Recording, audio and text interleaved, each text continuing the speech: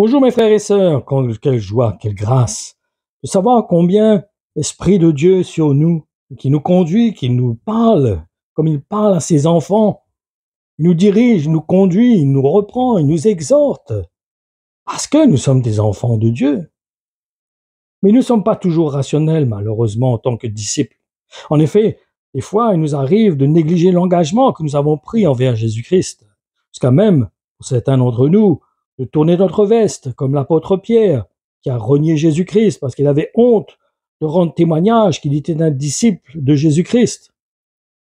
Ne perdons pas de vue que lorsque nous avons accepté de passer par le baptême, c'était pour montrer que nous acceptions de nous engager envers Jésus-Christ. Ceci pour qu'il devienne le Seigneur de notre vie, n'est-ce pas? Un peu comme si nous avions signé un contrat avec lui. Et si nous désirons que Dieu, de son côté, remplisse ses engagements, ses promesses, nous aurons besoin pour cela de veiller à être toujours dans le même état d'esprit que celui dans lequel nous étions lorsque nous avons accepté d'être baptisés. En effet, ne nous laissons pas séduire. Si nous voulons que Dieu accomplisse les promesses qu'il a faites envers ceux qui ont identifié leur vie à Jésus-Christ, il faut croire dans l'œuvre qui a été accomplie par le Fils unique de Dieu, qui est venu dans une chair semblable à la nôtre. Et nous aurons besoin, dans ce cas, de persévérer dans cette foi qui nous a emmenés à nous engager envers Jésus-Christ. Et la véritable foi est de nous des soldats pour Christ. N'oublions pas que cette foi a été éveillée en nous par le message de la bonne nouvelle. Mais par contre, elle a besoin de rester vivante dans notre cœur. Et cela va nous demander d'entretenir en nous un amour sincère pour Dieu. Et n'oublions pas, nous a aimés le premier. En effet, c'est lui qui nous a aimés en premier. Et cela doit se concrétiser en mangeant la parole de Dieu et en buvant le sang de Jésus-Christ.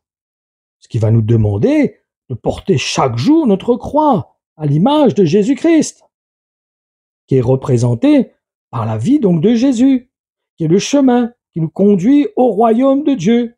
Et le chemin, il faut l'emprunter, il ne faut pas rester au début, il ne faut pas seulement rester au départ du chemin, il faut emprunter ce chemin, il faut mettre nos pieds dans les pas de Jésus-Christ.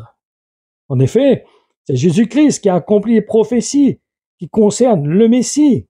Il disait, j'ai tout accompli. Et cela signifie que notre foi a besoin d'être accompagnée d'actes. Autrement, nous avons été séduits, frères et sœurs, dans ce cas. En effet, le baptême est un engagement. Il consiste à devenir les brebis du Seigneur, donc ses disciples, les membres de son corps. Et qu'est-ce que dit le Seigneur concernant ses disciples?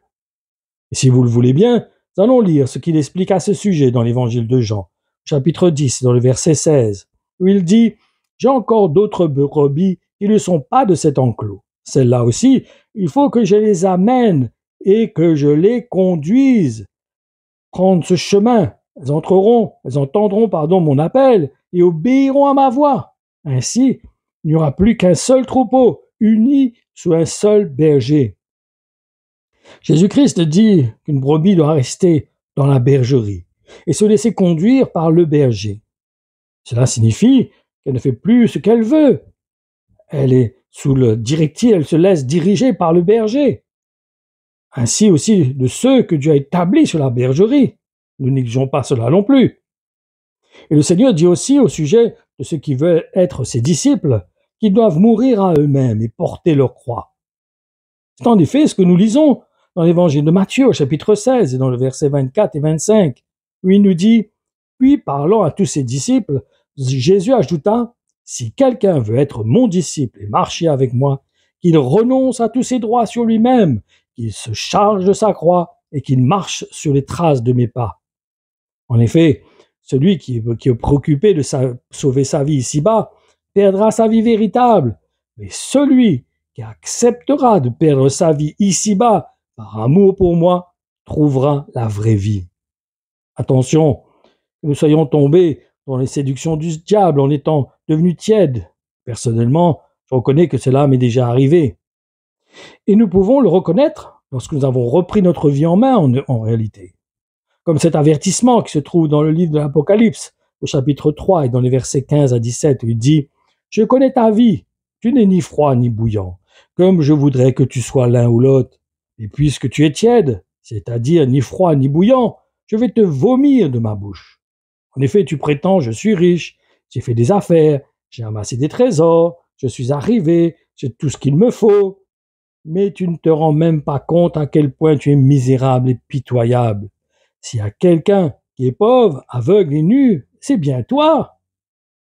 La tiédeur se reconnaît lorsque nous sommes satisfaits du confort dans lequel nous nous sommes arrivés, jusqu'à même oublier l'engagement que nous avons pris envers Jésus-Christ. En fait, le disciple doit toujours être dans cette démarche qui consiste à mourir à lui-même, comme la parabole du grain de blé qui doit mourir avant qu'elle puisse porter du fruit.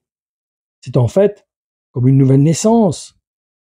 Il y a aussi cette parabole sur une branche qui a été greffée sur un tronc et qui a besoin de plonger ses racines dans la sève du tronc jusqu'à ne faire plus qu'un avec le tronc. Car c'est en effet uniquement de cette façon qu'elle peut porter des fruits et devenir utile pour celui qui l'a greffée sur le tronc.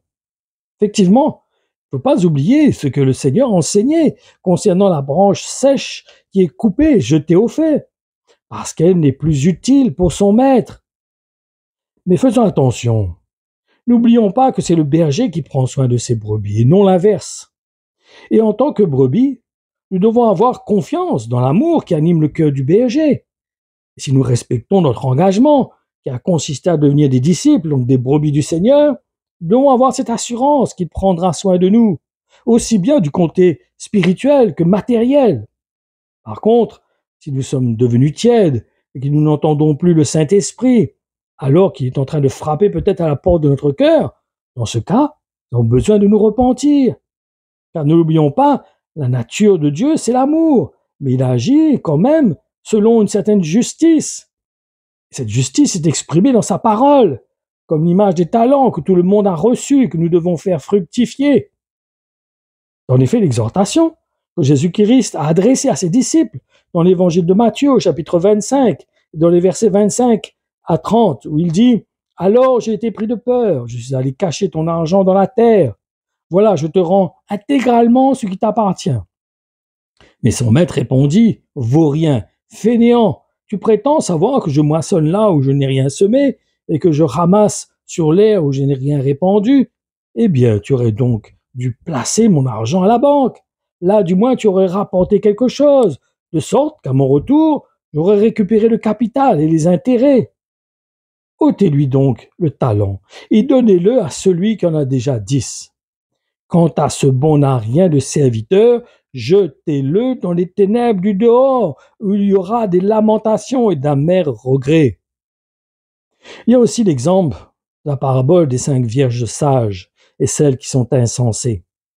Et si vous souhaitez lire cette parole, elle se trouve dans l'évangile de Matthieu, au chapitre 25, dans les versets 1 à 13, et nous allons les lire ensemble. Ce jour-là, le règne des cieux ressemblera à 10 jeunes filles qui s'en allèrent, leur lampe à la main pour accueillir le marié. 5 d'entre elles étaient étourdies, les 5 autres étaient prévoyantes. Les étourdies avaient bien pris leur lampe, mais elles n'avaient pas pensé à emporter une réserve d'huile. Celles qui étaient prévoyantes, elles, avaient pris, en même temps que leur lampe, des flacons contenant une provision d'huile. Quand le marié se fait attendre, elles s'assoupissent toutes et finissent par céder au sommeil.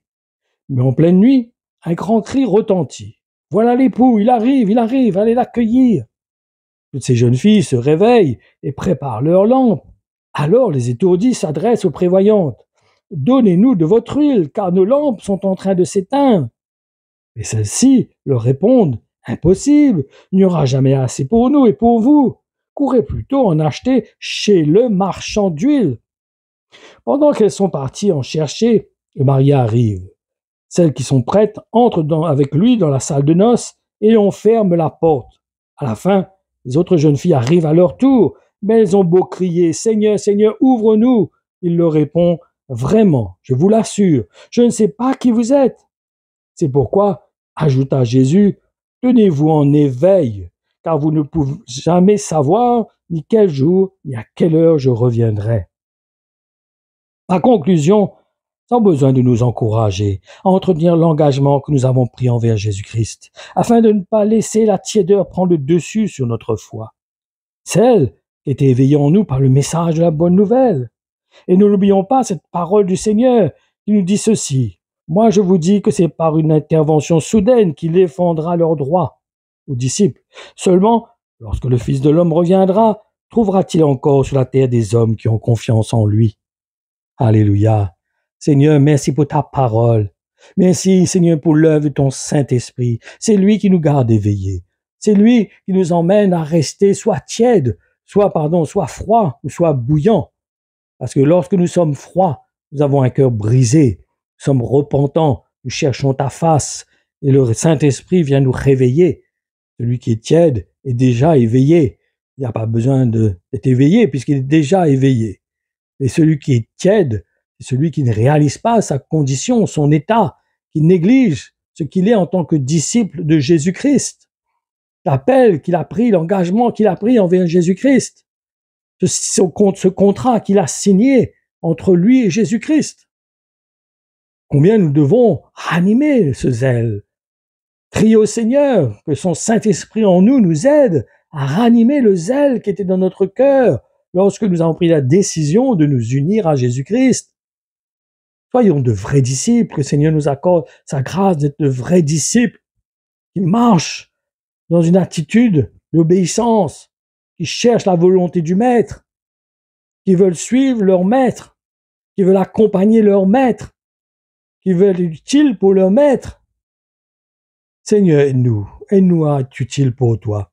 Aide-nous à faire ta volonté chaque jour. Aide-nous à porter notre croix, à mourir à nous-mêmes, à ne pas nous satisfaire de bénédictions que tu nous as données, et dans un confort, mais que nous soyons bouillants pour toi. Rends-nous bouillants pour toi, Seigneur. Que ton Saint-Esprit, Seigneur, nous réveille. Que ton Saint-Esprit saisisse nos cœurs. Nous emmène, Seigneur, à te servir avec zèle, avec foi, avec enthousiasme. Seigneur, nous nous attendons à toi, Seigneur. Bénis mes frères et mes sœurs. Encourage chacun, Seigneur, dans cet engagement qu'ils ont pris envers toi. Que chacun de nous puissions, Seigneur, renouveler cet engagement s'il y a lieu. Que nous puissions, Seigneur, te servir avec foi, avec sincérité, sans hypocrisie. Que nous ne soyons pas tourner notre veste, mais Seigneur, que nous soyons au contraire, que nous puissions rendre témoignage, que nous sommes des disciples. Nous sommes tes disciples, Jésus-Christ. Nous n'avons pas honte de rendre témoignage que nous sommes tes disciples, quel que soit où nous nous trouvons, que nous puissions rendre témoignage. Comme moi hier, j'étais dans une banque avec un responsable de cette banque et je lui rendais témoignage.